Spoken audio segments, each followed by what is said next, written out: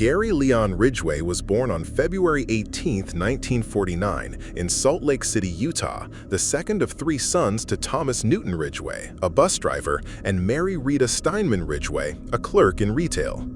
From the outside, the Ridgways seemed like a typical working-class family, but inside their modest home, life was far from stable. Ridgway grew up under the shadow of a domineering mother who, by his later accounts, blurred the lines between maternal affection and emotional overreach. As a young boy, Ridgway wet the bed well into adolescence, a condition known as enuresis, one of the so-called McDonald triad linked in some cases to violent behavior. Each time he wet the bed, his mother reportedly bathed him, scrubbing his genitals and scolding him for his failures. Ridgway would later confess that these moments stirred feelings of confusion, shame, and sexual arousal, a toxic mix that laid a dangerous psychological groundwork. The family moved to Seattle, Washington when Gary was about 11 years old.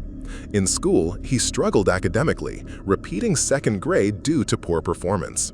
His IQ tested below average at 82, which made him a frequent target for bullying. Classmates remembered him as shy, awkward, and prone to bouts of sudden, inappropriate laughter. Despite these social challenges, he harbored a powerful inner life, filled with fantasies of violence and sexual control. Ridgway's disturbing tendencies emerged early. At age 16, he stabbed a 6-year-old boy, luring him into the woods and plunging a knife into his ribs.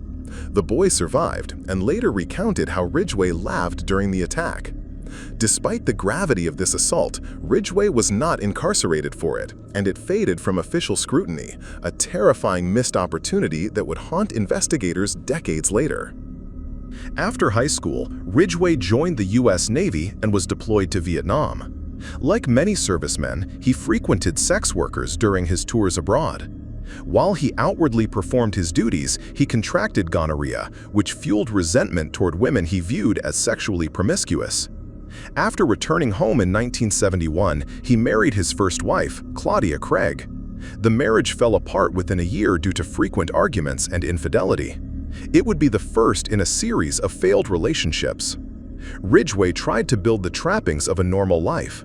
He worked steadily, eventually securing a job as a spray painter at the Kenworth Truck Factory in Seattle, a job he would hold for 30 years. Co-workers described him as polite but strange, prone to religious preaching and frequent discussions about his sexual frustrations. He was deeply religious, sometimes reading the Bible aloud at work or door-to-door proselytizing. At home, however, he demanded constant sex from his partners and harbored violent sexual fantasies. Ridgway married again in 1973 to Marcia Winslow, with whom he had a son, Matthew. By all outward appearances, he was a devoted father who enjoyed camping trips and barbecues. Yet even as he played with his young son in the yard, Ridgway led a double life, prowling the highways and backroads of King County, hunting for vulnerable women. By the early 1980s, the Green River, which snakes through the southern suburbs of Seattle, would become synonymous with death. In July 1982, the body of 16-year-old Wendy Lee Caulfield was found floating in the river near Kent, Washington. Within weeks, 4 more bodies surfaced: Deborah Bonner, Marcia Chapman, Cynthia Hines, and Opal Mills. All women who'd been strangled and left either in the water or nearby brush.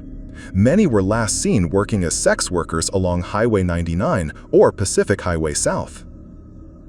Panic spread through the community. Law enforcement faced mounting pressure as the body count rose. Task forces were formed, including detectives from King County and surrounding areas. The killer became known in the press as the Green River Killer, a phantom terrorizing Seattle's underbelly. Ridgway was questioned early in the investigation. In 1983, police interviewed him because his truck had been seen near where some of the victims were last spotted. He passed a polygraph test, and police, lacking solid evidence, moved on. Ridgway faded back into the background, a quiet man living in the same area where the killer prowled. While detectives combed riverbanks and woods, Ridgway continued his killing spree. His methods were chillingly consistent. He would drive through known prostitution corridors, picking up women with offers of money for sex. Often, he'd show photos of his son or mention his steady job to lower their guard. He'd then drive them to secluded areas, forests, riverbanks, or dirt roads.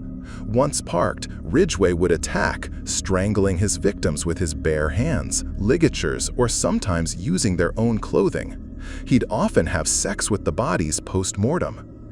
Ridgway dumped many of his victims in clusters, creating dumping grounds. Investigators eventually discovered remains scattered across wooded areas south of Seattle, along Highway 18, near SeaTac Airport, in ravines, and in secluded stretches of the Green River itself. Over time, animals and weather scattered bones, complicating identification. Many victims remained missing for years while families waited in limbo. By the 1990s, the Green River Task Force dwindled in manpower and funding, but advances in technology offered hope.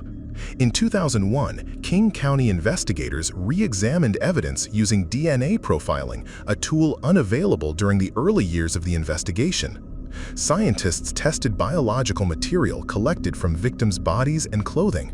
The samples yielded a crucial breakthrough: DNA matching Gary Ridgway. On November 30, 2001, Ridgway was arrested as he left the Kenworth plant after work. Detectives confronted him with the DNA evidence linking him to 4 victims: Marcia Chapman, Opal Mills, Cynthia Hines, and Carol Ann Christensen. Ridgway maintained an eerie calm. "You got me," he reportedly said. As prosecutors prepared for trial, Ridgway offered to confess in exchange for avoiding the death penalty. King County faced a difficult decision. Executing Ridgway would bring closure for some families, but his cooperation could resolve dozens of cold cases and identify unknown victims. Ultimately, authorities agreed to the plea deal, allowing Ridgway to avoid death in return for full disclosure of his crimes.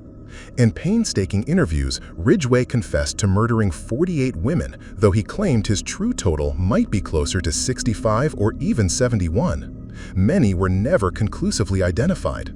He described his victims clinically, recalling details of where he picked them up, how he killed them, and where he dumped their bodies. Some victims he remembered only by vague features, hair color, clothing, or a location, stripping away the humanity of the women whose lives he stole. Even as Ridgway disclosed locations of bodies, the dense forests and changing landscapes thwarted recovery efforts.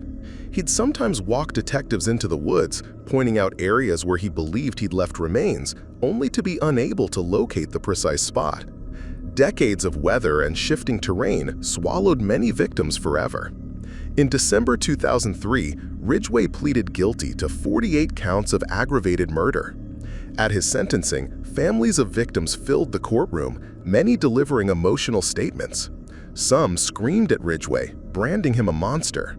Others wept quietly, clutching photographs of lost daughters and sisters. Ridgway sat largely expressionless, occasionally nodding as if listening politely. One father, Robert Rule, whose daughter was among Ridgway's victims, chose a different tone. He addressed Ridgway directly, saying, "Mr. Ridgway, there are people here who hate you. I'm not one of them. You've made it difficult to live up to what I believe, and that is what God says to do, and that's to forgive. You are forgiven, sir." Ridgway began to cry. It was one of the few public displays of emotion he ever showed. Gary Ridgway received 48 consecutive life sentences without the possibility of parole. He was incarcerated at Washington State Penitentiary in Walla Walla. In 2015, he was transferred to a maximum security prison in Colorado due to security concerns.